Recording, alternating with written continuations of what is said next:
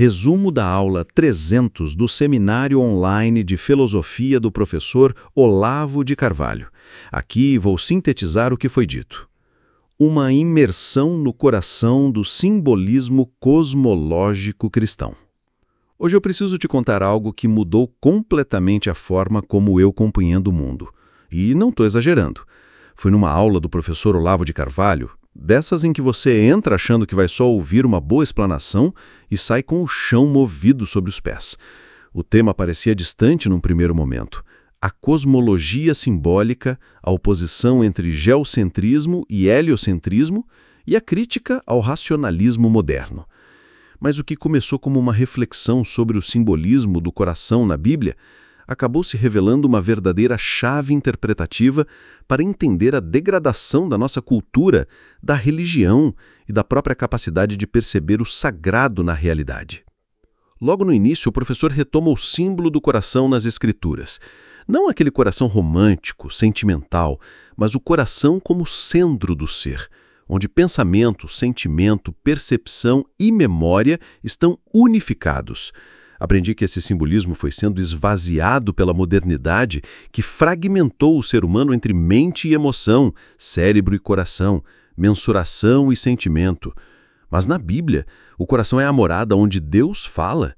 Quando Deus diz que vai tirar o coração de pedra e colocar um de carne, está dizendo que vai restaurar a integridade da alma, torná-la capaz de aprender a vida por completo, não mais em pedaços, como faz o intelecto medidor. Isso me fez pensar, será que não estamos todos vivendo de modo fragmentado, sem esse centro vital que integra tudo? E não é isso que explica a nossa dificuldade em compreender o mundo como um todo significativo? Olavo então traz à tona um personagem pouco conhecido, mas fundamental, Abraham Kuyper. Ele havia intuído esse simbolismo profundo do coração, mas não chegou a desenvolvê-lo plenamente. Seu discípulo, Herman Dooyeweerd, tentou levar a ideia adiante, formulando a teoria da dialética relativa e do antagonismo absoluto. Ele defendia que na esfera religiosa não há síntese possível entre opostos, apenas antagonismo. Ou seja, ou você adere à fé cristã, ou você está em outra religião ou visão de mundo, e ponto final. Mas Olavo propõe uma correção importante. Mesmo quando não há síntese nos moldes hegelianos, com tese, antítese e síntese, pode haver o que ele chama de dialética de absorção. Ou seja, um dos elementos aparentemente opostos pode ser contido no outro, superado sem ser negado. Isso, segundo ele, é o que fizeram os medievais ao integrar a cosmologia pagã na cosmovisão cristã. Absorveram o antigo sem negar, mas transcendendo-o. Esse ponto foi um divisor de águas para mim. A ideia de que os símbolos, como o sol, a lua, a luz, o coração, não são apenas metáforas criadas pela mente humana, mas expressões visíveis de arquétipos reais presentes na estrutura do universo, mexeu com tudo que eu entendia por realidade. Segundo Olavo, o símbolo é o oposto da alegoria. Na alegoria, projetamos uma qualidade abstrata numa coisa física qualquer. No símbolo, o que ocorre é o inverso. Algo da estrutura cósmica se manifesta fisicamente, parcialmente, de forma ambígua, como quem revela e oculta ao mesmo tempo. Por isso o sol pode ser símbolo de Cristo. Ele é a luz, mas também não é a luz. Ele revela algo do Logos, mas nunca o exprime totalmente. Essa ambiguidade essencial é o que dá aos símbolos a sua profundidade e é o que os diferencia das interpretações simplistas e literais, como as que vemos na astrologia moderna, que tenta transformar símbolos em coisas. Entender isso me fez perceber como a Idade Média lidava com o cosmos de forma muito mais sofisticada do que a ciência moderna quer admitir. O mapa ptolemaico do universo, com a Terra no centro, não era apenas um esquema físico. Era um modelo simbólico, espiritual. Em paralelo, havia também um modelo heliocêntrico simbólico, com o Sol como coração, centro irradiador. Os dois coexistiam como formas complementares de expressar uma realidade mais alta. Mas o que fez a modernidade? Reduziu tudo à dimensão da mensuração, do cálculo, da precisão física. A discussão entre heliocentrismo e geocentrismo passou a ser uma disputa técnica entre sistemas astronômicos e, com isso, perdemos a tensão simbólica, perdemos a cosmologia. Esse foi um dos pontos mais fortes da aula. A cosmologia não é só astronomia. Cosmologia é a integração do conhecimento físico com a ordem espiritual. E foi isso que desapareceu da nossa cultura. A modernidade ficou com uma ciência sem espiritualidade e uma espiritualidade sem base material.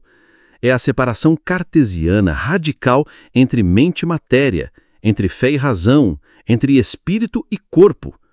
Descobri que essa separação não é uma tese filosófica abstrata. Ela está na raiz da nossa crise civilizacional. Ela molda até mesmo a forma como interpretamos a Bíblia. Como Olavo explicou, o texto sagrado está cheio de referências ao mundo físico, plantas, animais, fenômenos astrais.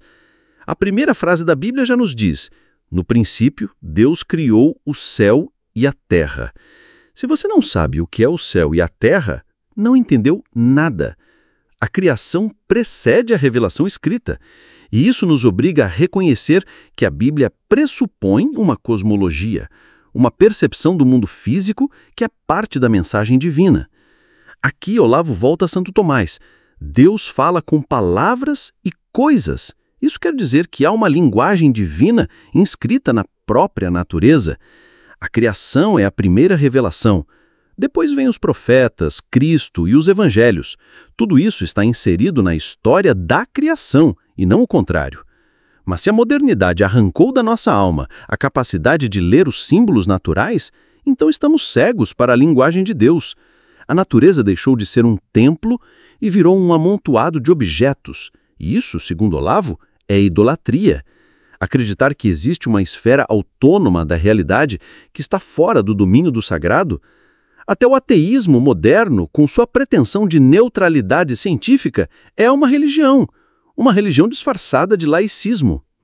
Uma das partes mais marcantes foi quando ele explicou como as antigas civilizações, como a chinesa, tentavam harmonizar a sociedade com a ordem cósmica. Seus ritos, suas práticas, tudo refletia essa tentativa de ajustar-se à mensagem divina contida na natureza. Mas faltava-lhes a ideia de um Deus transcendente, e com isso acabavam idolatrando os próprios símbolos, dando a eles um valor absoluto que não possuíam. O cristianismo, ao contrário, reconhece que os símbolos revelam e ocultam. Eles apontam para o transcendente, mas não o substituem. Por isso a cosmologia cristã conseguiu absorver o simbolismo antigo sem cair na idolatria. O exemplo incrível que ele trouxe foi o Bestiário de Cristo, um livro que mostra como na iconografia medieval todos os animais, leão, pássaro, elefante, simbolizavam diferentes aspectos de Cristo. Isso não era uma criação arbitrária, mas a percepção de que o Verbo se manifesta em toda a criação. E é aí que entra a genialidade da cosmologia medieval. Ela não jogou fora o mundo antigo, mas o ressignificou à luz do Logos. Ela criou uma cosmologia simbólica onde tudo no universo remete a Deus, mas não de forma direta e literal, e sim por analogia, por símbolo, com todas as ambiguidades e paradoxos que isso exige. E aí, finalmente, entendi por que o Papa Francisco citou um poeta sufi para falar do simbolismo da natureza, ao invés de recorrer à vasta literatura cristã. Foi porque esse conhecimento se perdeu. O simbolismo cristão desapareceu da cultura moderna a tal ponto que ele precisou buscar fora o que antes era próprio da nossa tradição. O que era familiar virou exótico. Isso é profundamente revelador. A perda da cosmologia simbólica foi um golpe na alma ocidental. Reduzimos o universo à dimensão da técnica, da eficiência, da utilidade, e ficamos com uma fé sem mundo e uma ciência sem sentido. Criamos um universo sem centro e perdemos o coração. A aula termina com uma advertência e uma esperança. A advertência: não adianta reagir à modernidade com tradicionalismo cego, nem com adaptação covarde. A única saída é a absorção e a superação. Só vencemos uma ideia quando a compreendemos por dentro e extraímos dela o que ela tem de verdade, jogando fora o erro. Isso exige coragem intelectual, humildade espiritual e uma sede sincera pela verdade. E a esperança é que esse conhecimento ainda pode ser recuperado. Podemos sim reconstruir uma cosmovisão cristã integrada, que reconheça os símbolos da natureza, que reintegre ciência e fé, corpo e alma, coração e razão. Mas isso começa por nós, por mim, por você, por quem está disposto a fazer esse caminho de volta ao centro. Se esse tipo de reflexão também te impacta, te transforma, então eu te convido a se inscrever no canal e continuar acompanhando os resumos das aulas do professor Olavo de Carvalho. Vamos juntos resgatar a sabedoria que foi enterrada e restaurar a visão simbólica do mundo que pode nos devolver a integridade perdida. A dialética hegeliana não se aplica. Então, se não é possível a dialética hegeliana, então nós temos que partir para o antagonismo absoluto, onde será preciso escolher.